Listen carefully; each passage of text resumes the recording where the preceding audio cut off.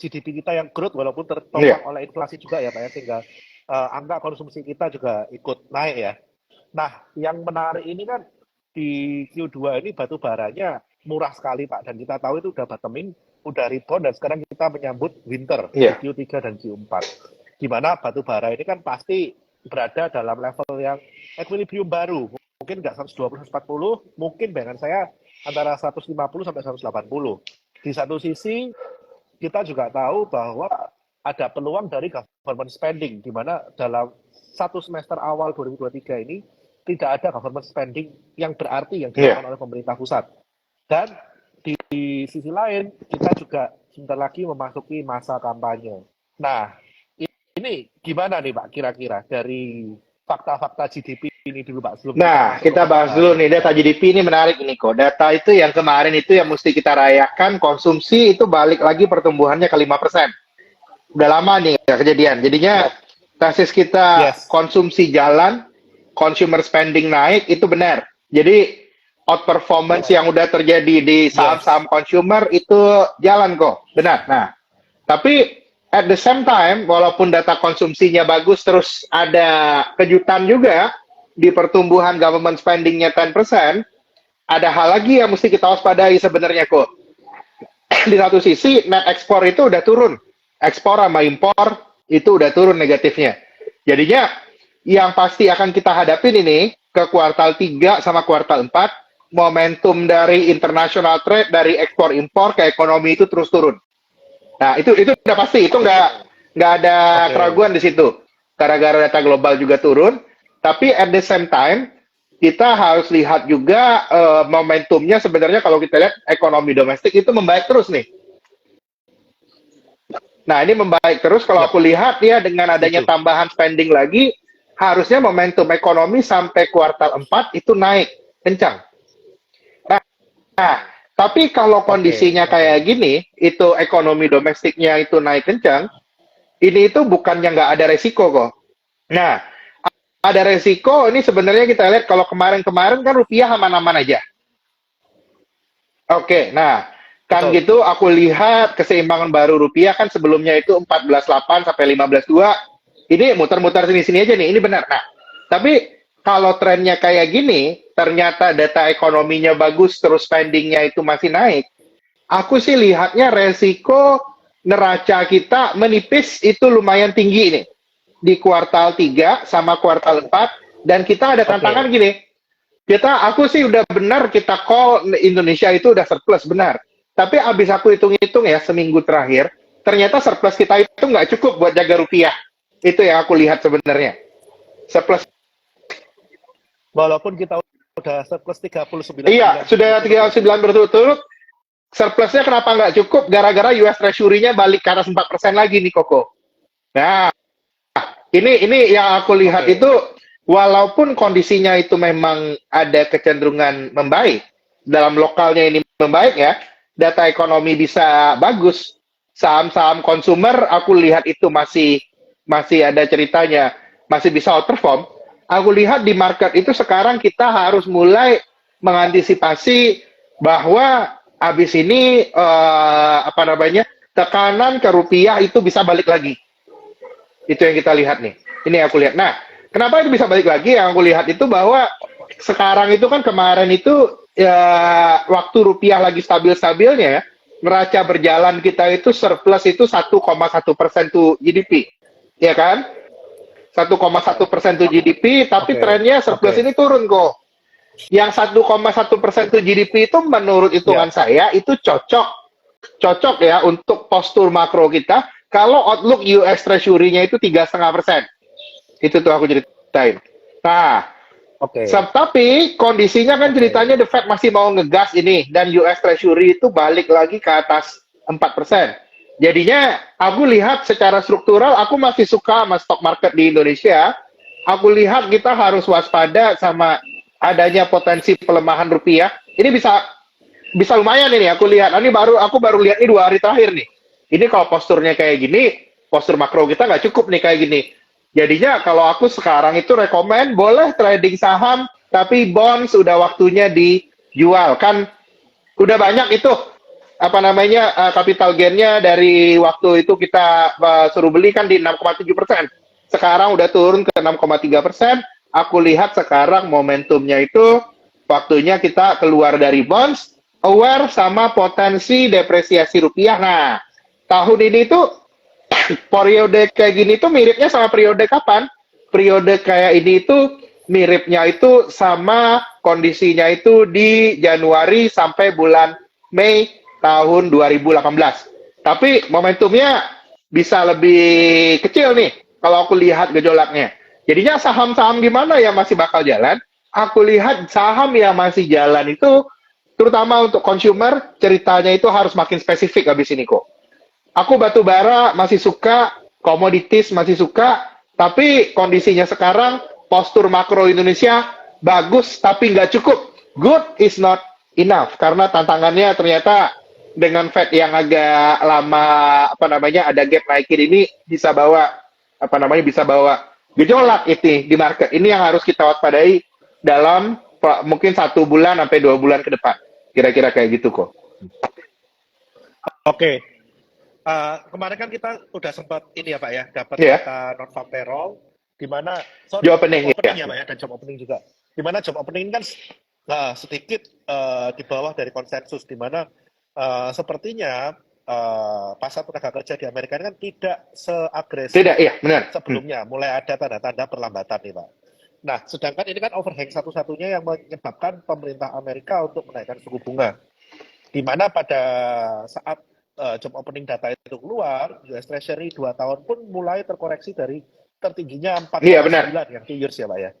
Sekarang udah mulai terkoreksi, dan yang 10 years dan yang 30 years juga udah mulai mengikuti untuk terkoreksi. Nah, dengan kondisi saat ini Pak, dan dengan peluang bahwa kita juga tahu lah, coal ini udah bottoming, otomatis neraca perdagangan kita yang kemarin sempat melemah, selain memang karena impor kita udah mulai naik, ekspor kita juga dalam artian melemah karena harga coal-nya juga melemah. Ini apa nggak ada kemungkinan balancing Pak dari kenaikan harga coal nih? Katakanlah kita nggak usah mulu-mulu deh, harga coal bisa 60 sampai 70. Ini sudah bisa melakukan balancing terhadap trade balance kita, dan mungkin ini akan memberikan angin segar terhadap Iya, ini akan benar kok. Tapi US Treasury-nya harus turun dulu. Nah, ini yang aku lihat jadi apa namanya? Jadi sebuah apa namanya? Jadi wildcard-nya paling gede itu di situ. Jadinya selama US Treasury 10 tahun itu di atas 4% dan belum ada keyakinan red cut. Nah, baru menurut hitungan gua itu baru bisa nutup lagi kalau call-nya di atas 250. Kalau yang aku lihatnya ya, butuh kenaikannya itu agak lumayan banyak. Jadinya kondisinya itu kayak gini kok. Market itu udah agak naikkan ini kan dari 67 ke 68, 69 sekarang. Tapi kalau untuk naik lagi, aku lihatnya ini udah mulai ada muncul overhang baru nih. Yang overhang barunya mau nggak mau diselesaikan dua hal itu tadi. Harga batu baranya udah meningkat, tapi at the same time US Treasury-nya harus turun. Sebelum nyampe ke sana, harga batu bara meningkat, rupiah melemah, tentunya emiten batu bara ini masih jaya banget pada dasarnya kok. Itu yang aku lihat. Makro story agak ada goyangan sedikit, tapi spesifik sektor itu masih bagus. Itu yang aku lihatnya. Betul, karena kan kita tahu sendiri memang pemerintah posisi sekarang kan memang lagi benar. eksportir ya. Sehingga kurs US dollar IDR terlalu kuat. Nggak favorable, benar. Nggak favorable, karena itu akan membebani eksportir. Dan hal ini kan memang tercermin. Setiap kita menyentuh 14.6, 14.7, ini selalu dibiarkan untuk kembali ke level equilibrium 15 ya. Kurang lebih kan seperti itu. Nah, dalam kondisi seperti ini Pak, kita kan juga tahu kalau misalkan kita membiarkan US dollar untuk menguat lebih lanjut, katakanlah sampai ke 15.4 ke 15.5, ini akan sangat membebani neraca kita. Mungkin yang awalnya kita pengen current account surplus, akhirnya bisa jadi rawan defisit lagi Pak, karena impor kita mungkin lebih naiknya lebih kencang daripada ekspor walaupun harga batu bara dan makanya karena itu kalau aku lihat rupiahnya lagi nggak bisa, kalau menguatnya terlalu dalam kok. Kalau menguatnya, kalau dibiarin menguat sampai 15.000 ke bawah, kan orang jadi pada senang pergi ke Singapura, pergi ke luar negeri dan lain sebagainya. Karena itu di rupiah aku masih senang marketnya, tapi aku lihatnya di rupiah sama bond ini kayaknya sebulan 2 bulan depan bisa ada goncangan. Itu yang aku lihat sih. Baru mulai ketahuan yield bottoming udah mulai naik. Aku lihat ini naiknya kayaknya bukan sekedar tactical aja. Ini ada beberapa situasi makro yang sebenarnya itu harus kita lihat lagi ya, kira-kira kayak gitu kok. Tapi aku nggak lihat ini bisa dalam banget kayak 2018 ya. Tapi indeed ekonomi kita butuh adjustment lagi. Kalau outlook US Treasury-nya 4%-an, ini yang aku lihat. Aku bakalan salah kondisi ini kalau US Treasury-nya itu bisa yield-nya turun lagi. Nah, yang aku paling penting itu di sini itu yang 10 year-nya turun, walaupun ya kayak kok Bernard cerita yang 2 tahunnya udah turun duluan. Itu yang kita lihat. Nah, masalahnya gini, ada satu masalah lagi, US Treasury itu mulai agak steepen. Apa namanya, kurvanya tadinya flat, itu biasanya bagus untuk emerging market, ini udah agak steepen. Jadinya kalau aku lihatnya on saham kita masih bisa lihat doing bottom up, harus very selektif lihat story masing-masing, karena kalau aku lihat cerita makro sekarang itu almost price in ya, itu kondisinya. Mungkin hal yang bisa jadi game changer kalau ekonomi China kayak yang kita obrolin waktu itu naik, karena so far ekonomi China itu belum kelihatan apa namanya ujungnya kok. Kalau itu aku lihat sekarang dari sisi makro kita harus agak hati-hati nih. Oke. Nah, tentang peluang penurunan suku bunga nih, Pak. Kan saya melihat salah satu acuan dari Bank Indonesia, ini kan juga dari angka inflasi kita yang udah oke, Yeah. terus dari GDP growth juga udah oke, dimana kan ini masih ada peluang penurunan suku bunga. Dan mungkin kita akan tetap menjadi negara yang pertama kali menurunkan. Terlepas ini Yeah. nanti ada pelemahan terhadap mata uang, pasti akan ada Yeah. gejolak dan akan menggerus devisa, itu pasti. Tinggal seberapa jauh mereka mau intervensi gitu kan. Mungkin ditahannya di Iya antara benar. 15,2, 15,3, bayangan saya antara level segitu. Iya. Nah, saya punya pandangan untuk nge-hold bond sampai awal tahun depan nih, Pak. Nge-hold bond sampai awal tahun depan, oke sih kalau sampai awal tahun depan oke, nggak masalah sampai BI nanti eventually bakal potong bunga, aku agree kok. Cuman yang aku ceritain tadi bahwa ada bisa kemungkinan ada gocangan jangka pendek ini mungkin banget kejadian. Itu yang aku lihat sih. Kalau Iya, yang iya, iya. horizonnya sebulan 2 bulan, nah ini kalau ada yang mau beli bond, aku lihat jangan beli sekarang. Tunggu yieldnya agak Oke, naikkan lagi. oke, Sebulan 2 bulan lagi oke. baru bisa masuk lagi. Karena aku Bayangan agree sama saya, Red Cut, tapi ya. bayangan saya mungkin di level 6,3 ya, Pak ya, bisa re-entry ya, 6,3, 6,4 ya. Oh iya, 6,4. Kalau aku lebih di atas 6,4% gara-gara bond yield itu money market rate Gibor 1 bulan 6,4 kok. Jadi bond yield harus di Oke, atas itu kalau aku lihatnya sih itu baru menarik. Gitu ya oke, aku oke, lihat ya. oke, oke, oke. Oke, so ya tema secara garis besar kita juga tetap bottom up ya Pak ya, kita nggak asal pilih. Kita ini tetap bottom up. Terakhir waktu 2018 itu walaupun ada goncangan makro, era masih rally kok kalau ingat 2018. Betul, betul, Yang betul, waktu betul. itu ceritanya era waktu itu adalah aku ingat itu yang legalisasi seluruh ini loh, yang legalisasi seluruh handphone, nggak boleh pakai handphone yang BM lagi. Itu story yang bisa bikin naik. Aku lihat hal yang spesifik kayak gini yang harus kita perhatikan ini, karena apa namanya adanya kemungkinan makro headwind ini jadi hal yang mesti kita perhatikan ya. Ya, tinggal diatur horizonnya ya Pak ya. Atur horizon. Oke, terus sekarang kita tahu nih Pak, sebulan terakhir minyak ini udah menguat 15% nih Pak. Yes, benar. Itu nggak kerasa nih Pak. Jadi dalam sebulan terakhir dari 70 ke 88 ya. Nah, ini ada salah satu tantangan tersendiri di mana nilai inflasi yang selama ini kita sangka sudah terkontrol karena dari OPEC juga kemarin melakukan katakanlah supply cut untuk menstabilkan harga minyak. Nah, ini kan sesuatu yang kita nggak bisa hindari nih, Pak. Di mana Nggak bisa hindari, benar.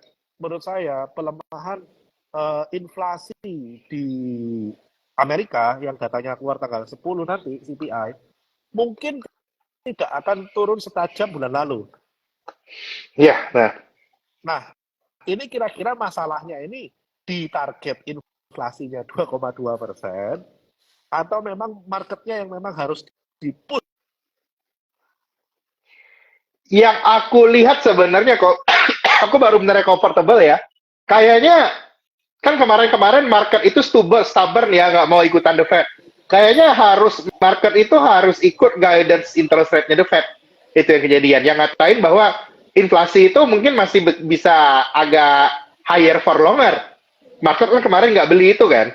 Ini yang aku lihat di market itu lagi ada dalam proses adjustment bahwa inflasi itu higher for longer. Kita bisa lihat ini yang paling, nah karena itu data inflasi Amerika 2 hari ke depan ini penting banget ini kok. Kalau data inflasi Amerika 2 hari ke depan ini kelihatannya udah mulai masih turun, cuman turunnya itu makin melandai. Nah itu jadi sebuah apa namanya? Aku lihat wake up call juga gitu, buat posisi Ya, di ya, emerging market kira-kira kayak gitu. ya, ya, ya, ya. Oke, nah kalau kita lihat posisi sekarang Pak, kalau ini nggak penting ya Pak, pertanyaannya hubungan saham BRMS bilang fixed meeting. Kita nggak bahas emiten ya di sini, sorry. Oke, ya jadi saya itu sebetulnya masih curious Pak. Kan sekarang konsensus masih 50-50 nih antara September naik atau turun. Sorry, naik Ya, atau stay. Konsensusnya antara naik anak atau atau stay ya. stay. Nah, kalau Pak Fahrul sendiri gimana nih Pak? Kalau aku sih lebih lihatnya tergantung data inflasi 2 bulan ke depan ini kok. Yang aku 2 hari ke depan. percaya, nah yang aku percaya bahwa habis ini either naik ataupun sekali ataupun stay, Fed itu stop September, apapun keputusannya.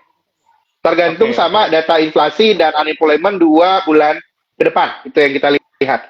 Oke. Kemarin kan unemployment masih red. Nah, yang aku sebenarnya itu lihat aku takutkan di kondisi saat ini, kalau harga-harga itu masih apa namanya inflasi itu susah turun, market itu masih running on assumption Fed fund rate itu tahun depan itu potong ke 4%. Ya, kalau sampai ternyata potongnya nggak dalam ke 4,5 aja, itu yang sekarang itu lagi bikin pressure di rupiah kita. Gara-gara outlook interest rate Amerikanya nggak turun tahun depan, cuman nggak dalam. Ini yang aku lihat lebih harus kita waspadai sih ya. Dan kita sih kelihatannya the Fed aku lihat ya ini satu hal yang sebenarnya paling aku takutkan resikonya the Fed itu pengen sebenarnya itu apa namanya bukan diri dia aja yang slowing down, dia pingin apa namanya bukan hanya ekonomi Amerika yang slowing down, mereka sebenarnya implicitly ini nggak pernah bisa dikatakan nih karena politically incorrect, mereka implicitly itu expect harus worldwide ini kita harus slow down rame-rame buat bikin inflation ini well contained.